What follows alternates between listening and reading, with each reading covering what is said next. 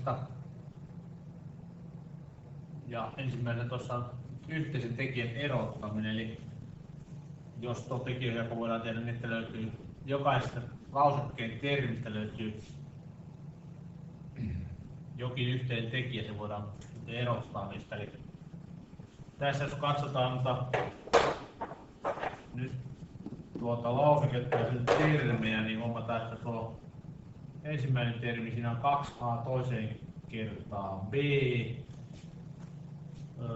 Toisessa termissä on 6, no sehän voidaan kirjoittaa, kuutonen voidaan kirjoittaa, se on 2 kertaa 3. Ja a kolmantena voidaan aina kirjoittaa, että se on a toiseen kertaa a. Ja b toisaalta tietenkin sitten b kertaa b, jos ajatellaan sitä näin tekijöihin. Ja sitten täällä tämä kolmas termi, niin voidaan kirjoittaa, se on -10, niin se on 10 on 2 kertaa 5. Ja sitten on a toiseen ja sitten on b viidenteen, se sama kuin b kertaa b neljänteen. Niin huomataan, että se, jos tuo ensimmäinen termi kirjoitetaan tuohon 2 kertaa a toiseen kertaa b, niin siellä itse asiassa nyt saadaan,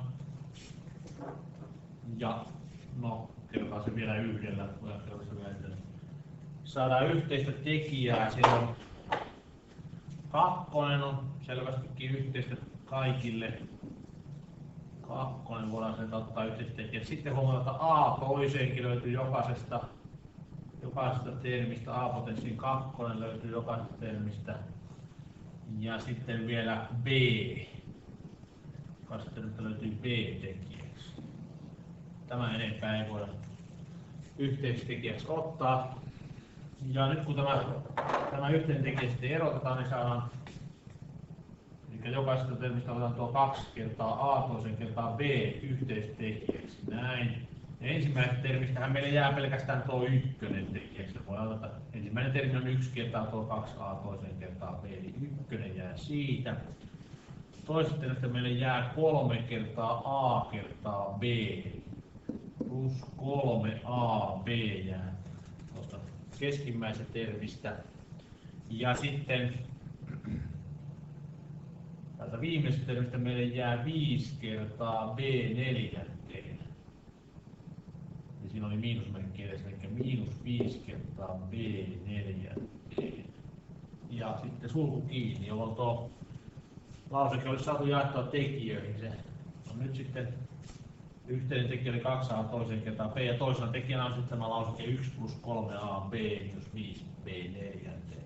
Tämähän kannattaa sitten tarkistaa kertolaskulla, kertomalla tuolla yhteisellä tekijällä. Nyt on polynomiin kaikki termit 2a toiseen b kertaa 1 saadaan tuo ensimmäinen termi 2a toiseen b, 2a toiseen b kertaa 3ab.